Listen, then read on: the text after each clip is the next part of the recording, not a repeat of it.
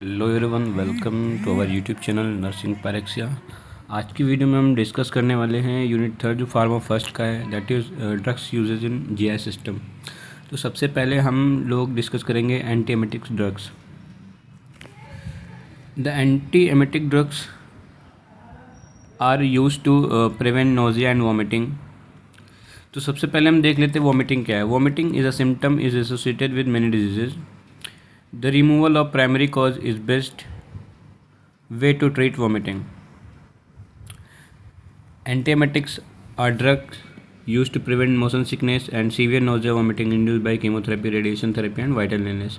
मतलब एंटीएमेटिक्स ऐसी ड्रग्स होती हैं जो कि मोशन सिकनेस को प्रिवेंट करती हैं, सीवियर नोजिया या वोमिटिंग को प्रिवेंट करती हैं, जो कि कीमोथेरेपी या रेडिएशन थेरेपी या फिर वाइटल इलनेस से जो है इंड्यूस होती हैं। These drugs acts by inhibiting vomiting center stimulation by suppressing hyperstimulated labyrinth. Labyrinth जब हमारा हाइपर स्टिमुलेटेड हो जाता है तो हमें वॉमिटिंग या फिर नोजिया फील होता है।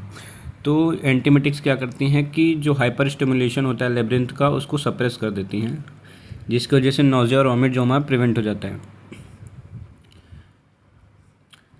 एग्जाम्पल में ondansetron 8 mg as slow IV before chemotherapy और रेडिएशन थेरेपी, और 8 mg orally 1 to 2 hour before.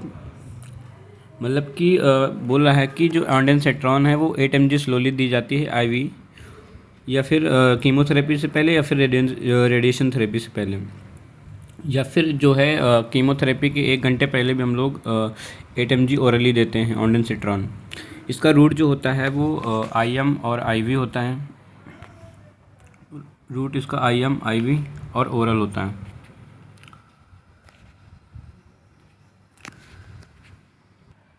Next जो हमारी ड्रग है वो प्रोक्लोरपिराजिन है। 5 to 10 mg BD दी जाती है, फिर TDS दी जाती है। In the migraine 20 mg stat followed by 10 mg 2 hours later. और सीजोफ्रेनिया में या फिर साइकोसिस की डिसऑर्डर में 75 to 100 mg डेली दी जाती है। जो चिल्ड्रन में है 0.25 mg इसका पर kg के हिसाब से, बॉडी वेट के हिसाब से रहता है। BD या TDS दे सकते हैं। रूट जो है IM नहीं रिकमेंडेड होता है चिल्ड्रन में।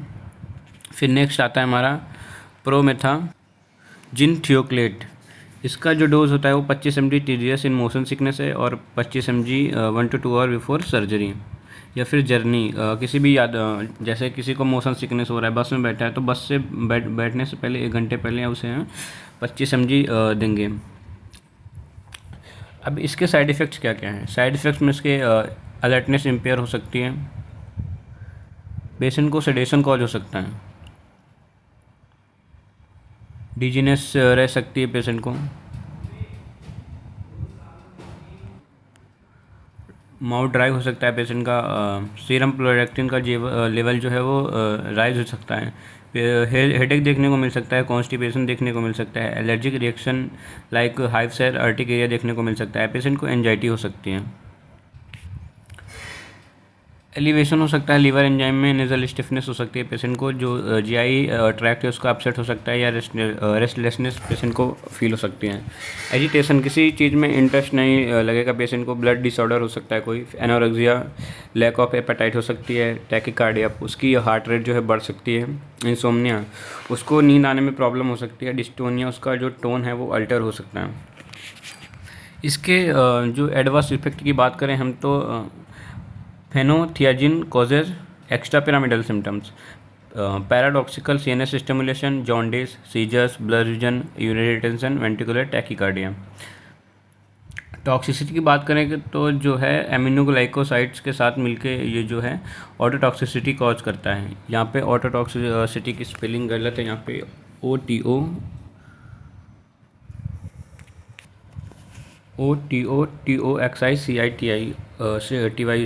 TY होगा। और टॉक्सिसिटी मतलब कान में उसके टॉक्सिसिटी हो सकती हैं। इसमें रोल ऑफ नर्स क्या है। Antiemetic should be used in condition with CNS depressant, administer with food और मिल्क। मॉनिटर करते रहना BP को, कहीं उसको हाइपोटेंशन तो नहीं हो रहा है। In unconscious state, the patient should be tilted to one side so as the patient prevent aspiration of vomitus. मतलब कि अगर कोई पेशेंट अनकॉन्शियस है तो उसको हमें लेटरल पोजीशन देनी है, ताकि जो अगर वॉमिट कर रहा हो तो उसको एस्पिरेट ना करे, क्योंकि अगर एस्पिरेट करेगा तो उसको निमोनिया होने के चांसेस रहते हैं। Patient is advise to make frequent small meals and excess of fluids. मतलब पेशेंट को एडवाइस करना है कि वो फ्रीक्वेंटली मील ले, पर छोटी छोटी मील्स ले, और फ्लूइड जो है ज़्यादा मात्रा में उसको एडमिनिस्टर करना है। In pregnancy dry toast biscuit in morning to prevent vomiting. If vomiting is severe patient should be administered drug which is don't have teratogenic effect. मतलब कि अगर किसी पेशेंट को वॉमिट हो रही है, जैसे कोई प्रेग्नेंट वुमेन है उसको वॉमिट हो रही है, तो ऐसी ड्रग हमें एडमिनिस्टर करना है जिसका कोई टेरेटोजेनिक इफेक्ट ना हो, मतलब कि उसका जो है मदर से बच्चे पे इफेक्ट ना जाए। अब आती है नेक्स्ट क्लास है जो है emetics. Emetics are drugs that induce vomiting by irritating stomach and stimulating vomiting centre in the brain. मतलब एमेटिक्स कैसे वर्क करती हैं कि जो हमारा स्टमक है उसमें इरिटेशन कॉज करती हैं, स्टिमुलेट करती हैं जो ब्रेन के वॉमिटिंग सेंटर को। When a toxic substance is ingested vomiting has to be induced. अगर हम कोई टॉक्सिक सब्सटेंस इंड्यूस करते हैं तो उस कंडीशन में हमें वॉमिटिंग इंड्यूस कराई जाती है। इसका जो मैकेनिज्म ऑफ एक्शन है वो देख लेते हैं हम। Vomiting is a complex series of action involving the stomach, oesophageal and pharynx with the voluntary muscle of chest and abdomen result in injection of stomach contraction. मतलब इसमें बहुत सारे जो ऑर्गन हैं या फिर हम कह सकते हैं मसल्स जो इन्वॉल्व होती हैं, जैसे स्टमक हमारा इन्वॉल्व करता है, इसोफेगस है, फेरिंग्स है, और भी चेस्ट की मसल्स हैं, सारी इसमें इन्वॉल्व होती हैं और वॉमिटिंग को प्रोड्यूस कराने के लिए। Vomiting centre in medulla of brain coordinate these sections. मतलब कि ब्रेन में जो मॉड्यूला हमारा प्रेजेंट होता है वो इन सारे फंक्शंस को कोऑर्डिनेट करता है, एक्शंस को सारे कोऑर्डिनेट करता है। This centre can be stimulated directly from the labyrinth of ear in condition such as sea sickness और vertigo, by gastric irritation or distension, by mental activity being sick and frightened, imaging something extremely unpleasant। मतलब कि ये इन condition में जो हमारा brain का जो medulla है वो अफेक्टेड होता है और उस कंडीशन में वॉमिटिंग हो सकती है। Via the chemo receptor trigger zone which lies close the vomiting centre to brain stem and stimulate by number of substance including drugs. बहुत सारी ड्रग्स होती हैं जो सिटी जेट को स्टिमुलेट करती है, जिसके बगल में वॉमिटिंग सेंटर होगा। अगर सिटी जेट स्टिमुलेट होगा तो फिर वॉमिटिंग भी इंड्यूस हो जाएगी। जो फर्स्ट ड्रग है हमारी इपेकाकुआना है, जो कि 15 to 20 ml दी जाती है, फॉलोड बाई 200 और 300 ml वाटर के साथ।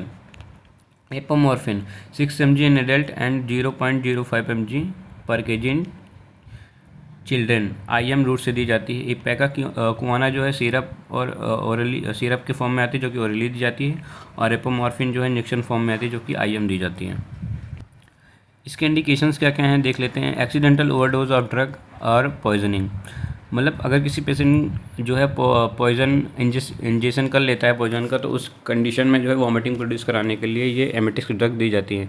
अगर एक्सीडेंटली किसी ड्रग का ओवरडोज हो जाता है, उस कंडीशन में भी वॉमिटिंग कराने के लिए जो है एमेटिक ड्रग दी जाती हैं।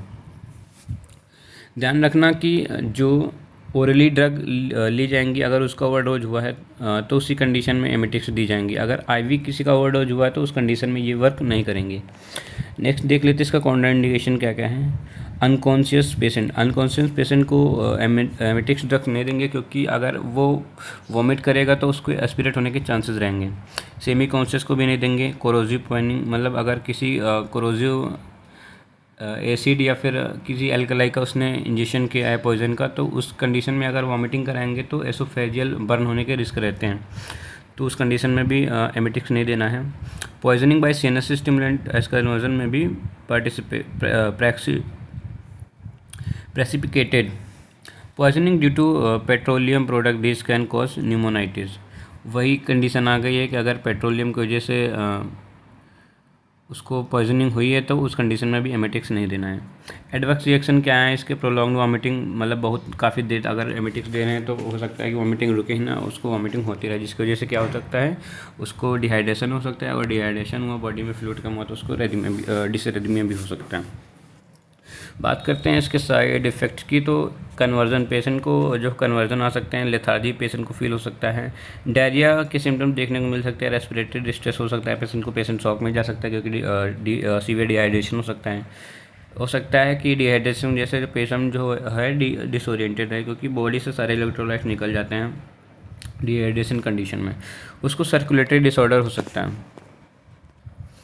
अब एमेटिक्स देने में नर्सेज की क्या क्या रोल हैं, तो never administer ipecacuanha syrup to treat poisoning of caustic substance, मतलब अगर किसी ऐसे सब्सटेंस से पॉइजनिंग हुई है जिससे कि उसका एसोफेगस जो बर्न होने के चांसेस है, तो उस कंडीशन में कभी भी ये ड्रग नहीं देनी। Never administer pure ipecacuanha in case of it can cause death, मतलब कि प्योर नहीं देना है क्योंकि उसमें लिखा हुआ है कि 15 to 20 ml देनी है, वो भी 200 to 300 ml वाटर के साथ। How to administer for children under age of 1 year, administer 10 ml syrup followed by a glass of water. For children over age of 1 year, administer 15 ml syrup followed by a glass of water. For adult, administer 15 to 30 ml syrup followed by several glasses of water, मतलब कि 200 to 300 ml पानी के साथ देना है। बात कर लेते हैं, नेक्स्ट है हमारा purgatives. Purgatives may be defined as drugs that loosen the bowel. They are also called cathartics or laxatives. These drugs causes evacuation of the bowel and facilitate smooth bowel elimination in these having defecation problem. मतलब purgatives क्या करते हैं कि evacuation, bowel के evacuation में मदद करते हैं। ये क्या करते हैं कि जो हमारा स्टूल होता है उसको सॉफ्ट कर देते हैं, जिससे जिसको सीवियर कॉन्स्टिपेशन होता है उसको बोवेल जो है इवैक्यूएट करने में आसानी होती है, मतलब फीसेस को आसानी से पास कर सकता है। These drugs bowel evacuation may be achieved using orally administered purges or by the use of enemas or suppositories, मतलब कि परगेटिव्स जो है ओरली एडमिनिस्टर भी किए जा सकते हैं, एनीमा के थ्रू भी दिए जा सकते हैं और सपोजिटरी के फॉर्म में भी दिए जा सकते हैं। कंपोजिशन क्या क्या होते हैं, जो बल्क परवेज होता है that are high residue foods, example grain husk. Stool softness क्या होते हैं, डेक्यूसेट सोडियम। ऑस्मोटिक पर्जेज में आता है magnesium sulphate and lactulose. Lactulose की स्पेलिंग गलत है, यहाँ पे LCTULOSE होगा। नेक्स्ट है स्टिमुलेंट पर्जेज जिसमें एंथ्रासेंस और बिसाकोडिल आता है। बिसाकोडिल आपने नाम सुना होगा, जिसको डेल्कोफ्लेक्स के नाम से ज़्यादा फेमस है, ये स्टिमुलेंट पर्जेज में आता है। इसका मैकेनिज्म ऑफ एक्शन क्या है, bulk purges increase the content of the bowel then stimulate peristalsis, मतलब कि बल्क पर्जेज अगर देंगे तो जो हमारे बॉवेल में कंटेंट होगा उसका जो क्वांटिटी है वो बढ़ जाएगी, जिसकी वजह से पेरिस्टाल्सिस जो है स्टिमुलेट होगी। The emollient stool softening purges at the passes to fecal material by their lubrication action, मतलब कि इमोलियंट क्या करते हैं कि जो है फीकल्स का लुब्रिकेशन कर देते हैं, जिसकी वजह से स्टूल आसानी से पास हो जाता है। The osmotic purges promote the peristalsis by drawing water into the intestine and distending the bowel tenderness in the belly. Osmotic purges क्या करते हैं, ये जो है एनीमा के थ्रू दिए जाते हैं। एनीमा जैसे ही लगाते हैं तो वो स्टूल जो हमारा वहाँ पानी में तैरने लगता है, जैसे एनीमा देंगे तो वो आसानी से फिर निकल जाएगा बाहर। Stimulant purges increase peristalsis and thus intestinal contents pass more rapidly to the bowel and remain more fluid. Stimulant purges क्या करते हैं कि पेरिस्टाल्सिस जो मूवमेंट होता है गट का उसको बढ़ा देते हैं, जिससे जो है मोस्ट रैपिडली पास हो जाता है हमारा स्टूल। डोजेस की बात करें तो बल्क फॉर्मिंग जो पर्जेस होते हैं उनको 1 to 2 टेबल स्पून वाटर के साथ दिया जाता है immediately 1 to 2 times daily with meal and milk. Stool softener जो होता है डॉक्यूसेट सोडियम जैसे है उसको 50 to 500 mg in daily in divided doses देना है। लिक्विड पैराफिन है उसको 15 to 30 ml पर डे देना है। स्टिमुलेंट पर जैसे बिसाकोडिल है उसको 5 to 15 mg देना है सोने से पहले। फिनोल्फथैलिन जो है उसको 60 to 130 mg दे सकते हैं सोने से पहले। ऑस्मोटिक पर्जेस जो है 4 to 10 mg और 30 to 50 ml जो है TDS दे सकते हैं। बात करते हैं तो इसकी रूट की, तो orally in forms of tablet syrup enema and suppository through anal, मतलब कि ओरली फॉर्म्स में टैबलेट सिरप आती हैं और जो एनल रूट से दी जाती है वो एनीमा और सपोजिटरीज होती हैं। बात करते हैं इसके इंडिकेशन की कि कब देते हैं। For purgation in pregnant women at the term this induce labour, मतलब कि अगर प्रेग्नेंट वुमेन है और वो मूव नहीं कर पा रहे तो उस कंडीशन में जो है एनीमा दिया जाता है उसको, ताकि वो उसका फेज जो है स्टूल जो है वो पास हो सके आराम से। नेक्स्ट आता है अगर किसी को कॉन्स्टिपेशन है तो उस कंडीशन में भी देते हैं ताकि जो स्टूल है वो आराम से पास हो सके। इरिटेबल कोलन सिंड्रोम, अगर किसी को इरिटेबल कोलन सिंड्रोम नाम की बीमारी है तो उस कंडीशन में भी देते हैं। हैबिचुअल जीरेट्रिक्स, मतलब कि जिन जो जीरेट्रिक पेशेंट है जैसे जो 50-60 एज से एबव हैं ईयर से, वो जो हैबिचुअल हो चुके हैं उनको भी देते हैं। Obstetric and paediatric constipation, obstetric यानी वही आ गया कि प्रेग्नेंट वुमेन, और पीडियाट्रिक मतलब बच्चों में। रीनल रिसेंट मायोकार्डियल इन्फेक्शन, अगर किसी को रिसेंटली मायोकार्डियल इन्फेक्शन हुआ है वो बेड रिडन है तो उस कंडीशन में भी देते हैं। सीवियर हाइपरटेंशन, अगर किसी को सीवियर हाइपरटेंशन है उस कंडीशन में भी एनिमा दिया जाता है। एब्डोमिनल हार्मोनिया है, पाइल्स एनल फिशल है, फिस्टुला है, बेड रिडन पेशेंट मैंने बताया भी है, हेमोरॉइडल कंप्लेंट्स हैं और पोस्ट ऑपरेटिव गैसेस, तो उस कंडीशन में भी ये पर्जेस दिए जाते हैं। काउंटर इंडिकेशंस क्या क्या हैं इसके। इंटेस्टाइनल ऑब्स्ट्रक्शन, अगर किसी के इंटेस्टाइन में ऑब्स्ट्रक्शन है तो उस कंडीशन में एनिमा नहीं लगाएंगे, ना ही ये सपोजिटरी लगाएंगे और ना ही इसको सिरप या फिर टैबलेट के फॉर्म में देंगे। अगर किसी को स्पास्टिक कॉन्स्टिपेशन है, मतलब कि पेट में जो है इसके मरोड़ रहती है, दर्द रहती है, तो उस कंडीशन में भी एक बार डॉक्टर से सजेस्ट करना चाहिए। उस कंडीशन में भी ये कॉन्ट्राइंडिकेटेड है।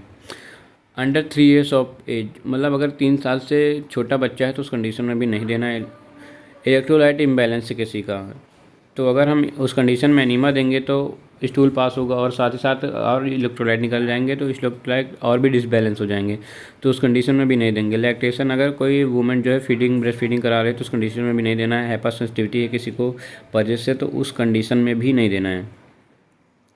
नेक्स्ट आता है साइड इफ़ेक्ट, इसके साइड इफ़ेक्ट क्या क्या हैं। क्रैम्प्स एंड एब्डोमिनल पेन, पेट में दर्द हो सकता है, नोजिया हो सकती है, पेरिनियल इरिटेशन हो सकती है, फ्लैक्चुलेंस मतलब बार बार जो इसको फार्ट हो सकता है, गैस पास होना बार बार, वॉमिटिंग हो सकती है पेशेंट को, एब्डोमिनल डिस्कम्फर्ट हो सकता है क्योंकि इस स्टूल जो है इम्पैक्ट हो सकता है, ऑब्स्ट्रक्टेड स्टूल, मेलेना मतलब ब्लैक टेरी स्टूल हो सकता है, डिजीनेस पेशेंट को चक्कर आ सकता है, उसको सर दर्द हो सकता है, बैक पेन हो सकता है, मेलाइज जनरल वीकनेस हो सकती है उसको, वो उसके मुंह में जो है बिटर टेस्ट आ सकता है, और कोलोनिक एटोनी हो सकता है, मतलब कोलन का जो टोन है वो अल्टर हो सकता है। अब बात करें इसके एडवर्स इफेक्ट क्या क्या हैं,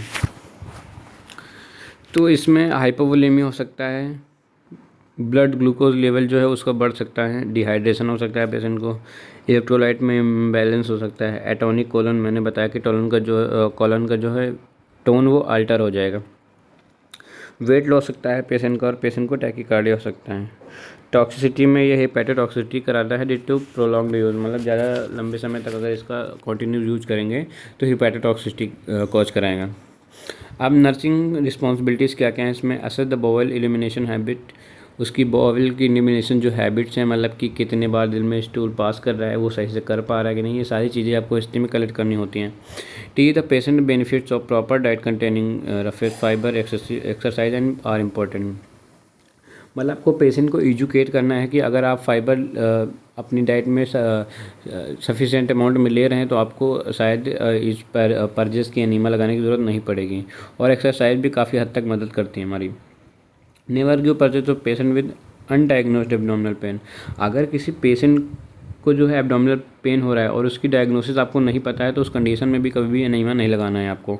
powerful stimulant present should be avoided in the pregnancy, मतलब कि जो भी पावरफुल स्टिमुलेंट होते हैं जो कि पेरिस्टालसिस को मूवमेंट को जो है स्टिमुलेट करते हैं तो उनको प्रेगनेंसी के टाइम पे अवॉइड करना है। Mineral oil enema are best for elderly heart recent heart attack and those with intracranial pressure, मतलब मिनरल ऑयल्स बेस्ड जो एनीमा होते हैं वो एल्डरली पेशेंट के लिए बेस्ट होते हैं और उनके लिए भी होते हैं जिनको रिसेंटली हार्ट अटैक आया होता है या फिर उनका ICP बढ़ा होता है। और मॉनिटर करते रहना है फ्लूइड, हमारा इनटेक आउटपुट को जो उसकी चार्टिंग प्रॉपर करते रहना है।